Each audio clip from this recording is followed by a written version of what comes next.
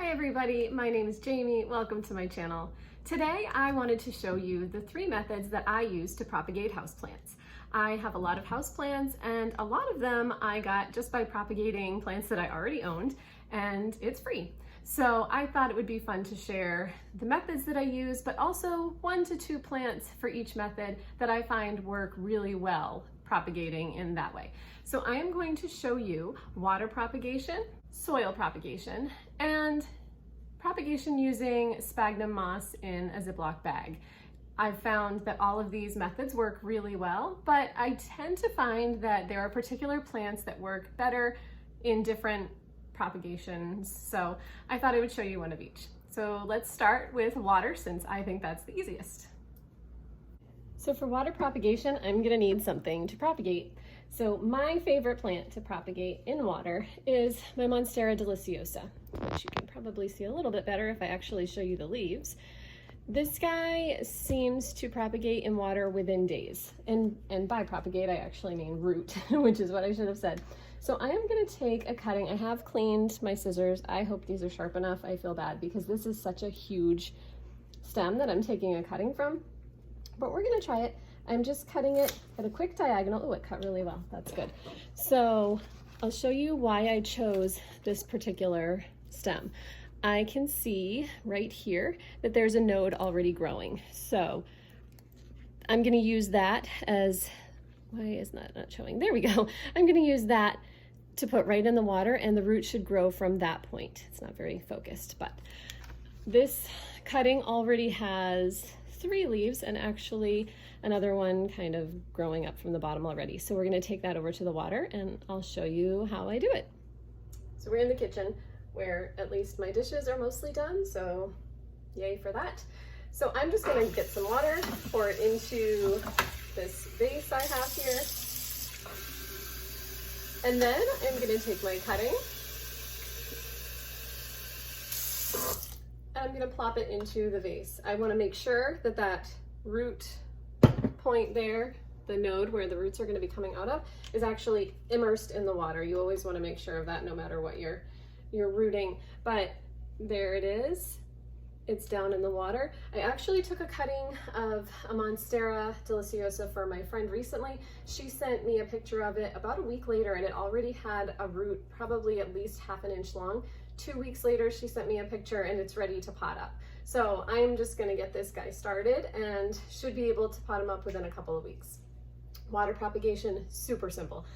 Monstera Deliciosa is easy to propagate this way. I don't think I've actually tried propagating my Monstera in a different way. So if you have a better way to propagate this guy, let me know. I'd love to know.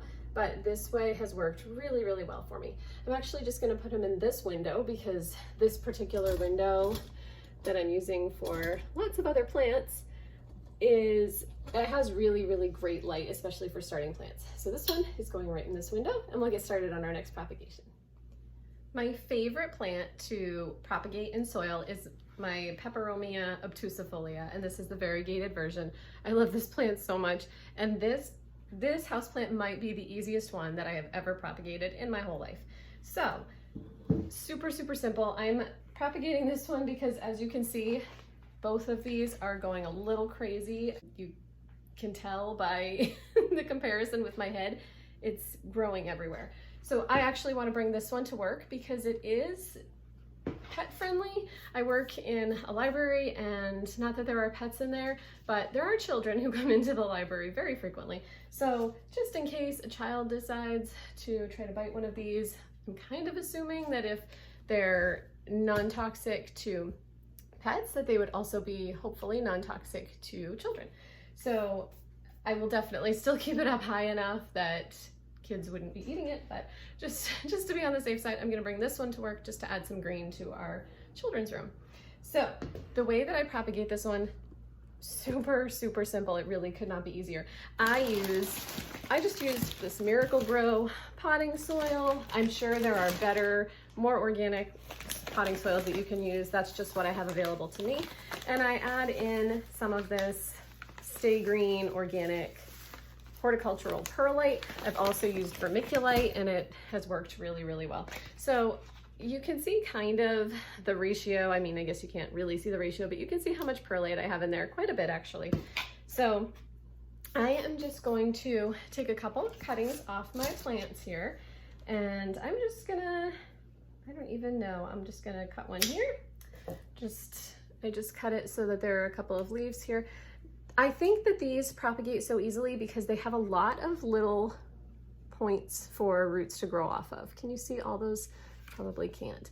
All those little kind of pokey things sticking up, those are all places that roots can grow from.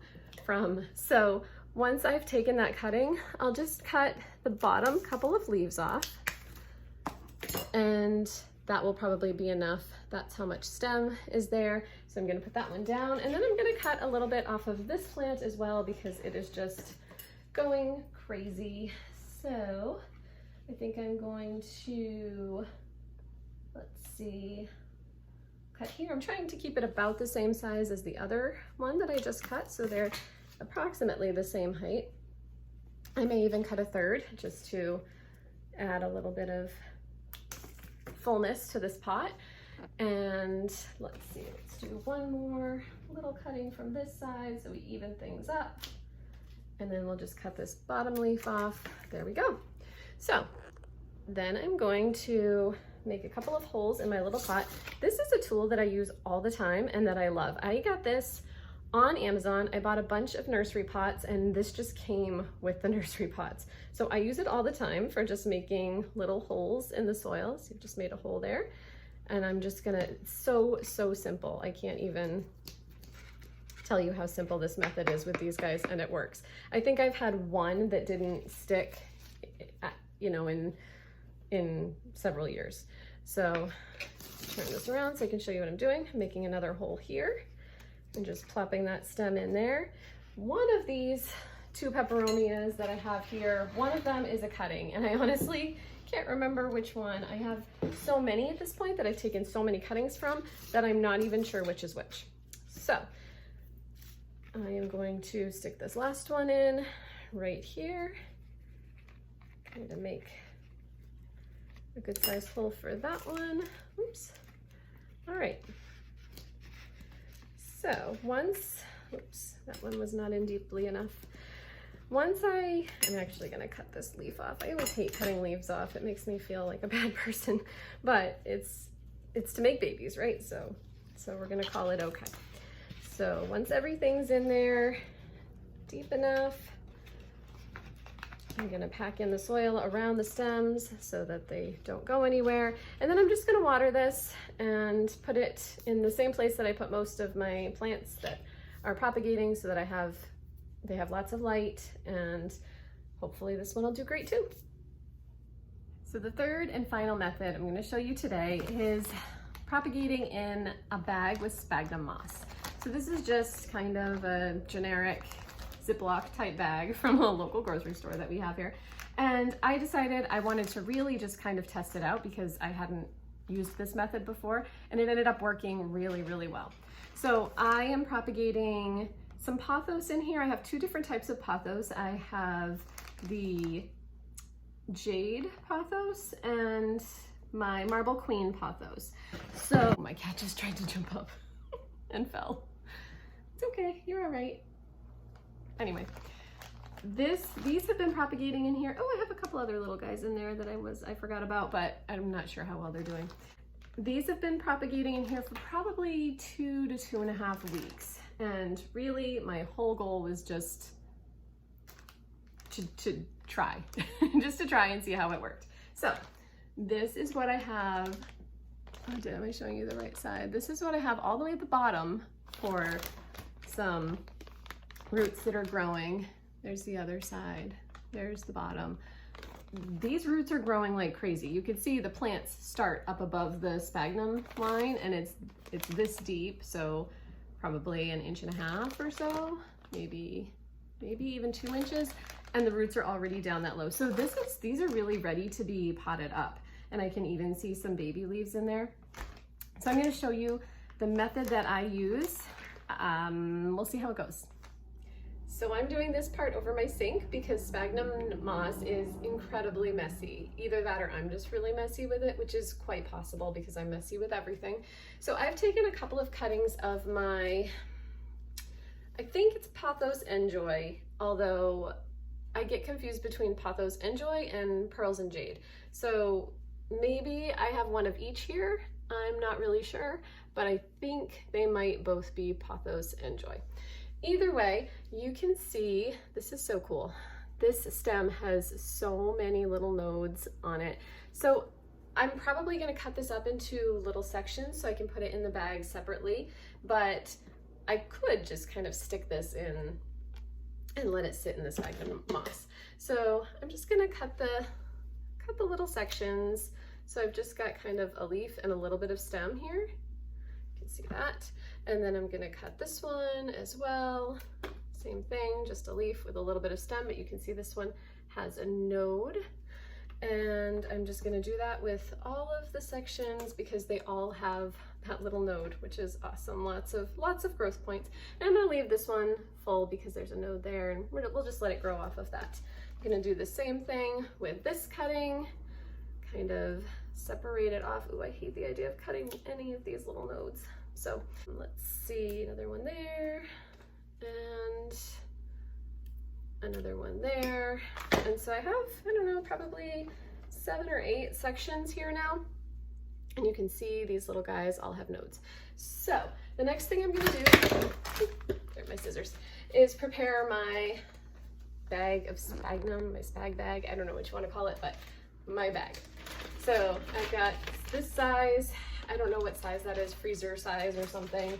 And then I'm just gonna grab a handful of the sphagnum moss. This is the really messy part because this stuff is very dry. So this is probably just some generic brand that I got at one of our local big box stores. It's long fibered sphagnum moss.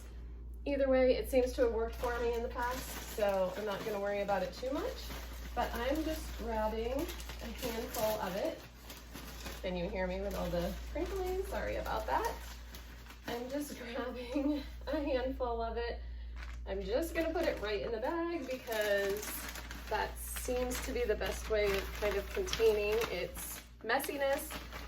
And then I'm gonna add some water to it. Oh, a lot of it fell in my sink. Oops.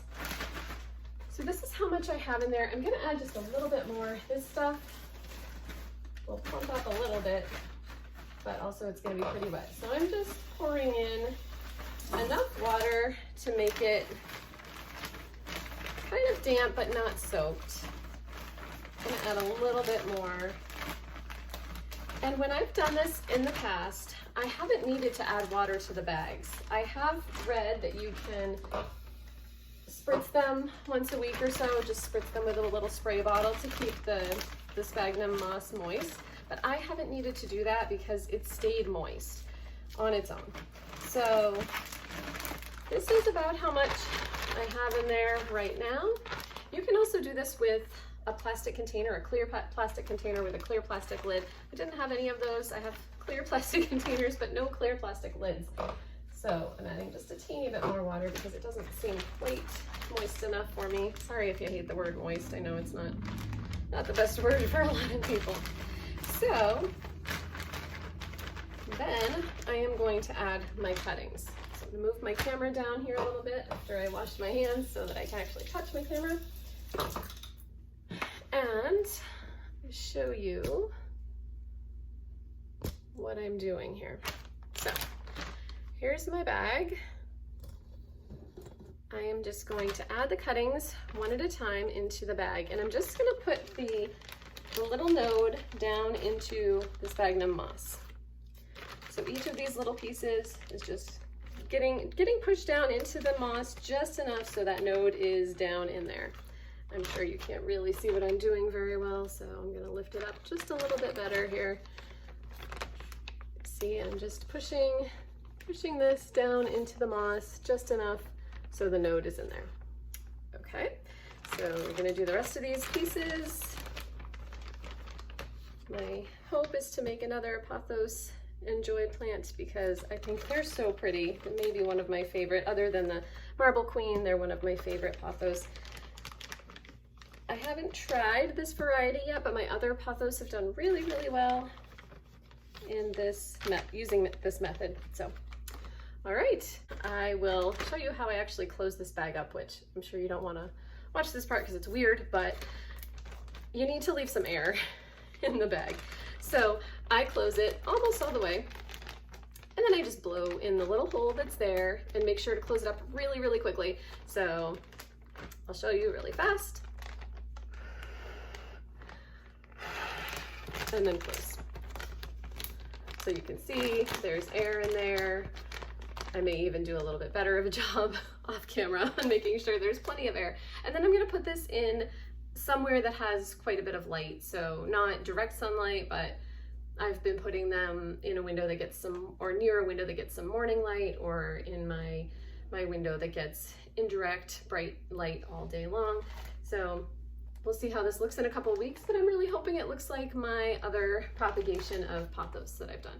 Another plant that I'm trying to propagate in sphagnum right now is my Hoya. I have a Hoya Carnosa Crimson Princess in sphagnum right now, and it's doing pretty well, but the roots are not growing anywhere near as quickly as the pothos roots. I put them in right around the same time, and the pothos the roots have exploded, whereas the Hoya is much slower going. So anyway, maybe I'll do an update. I probably will do an update in a couple of weeks to see how all these roots are growing.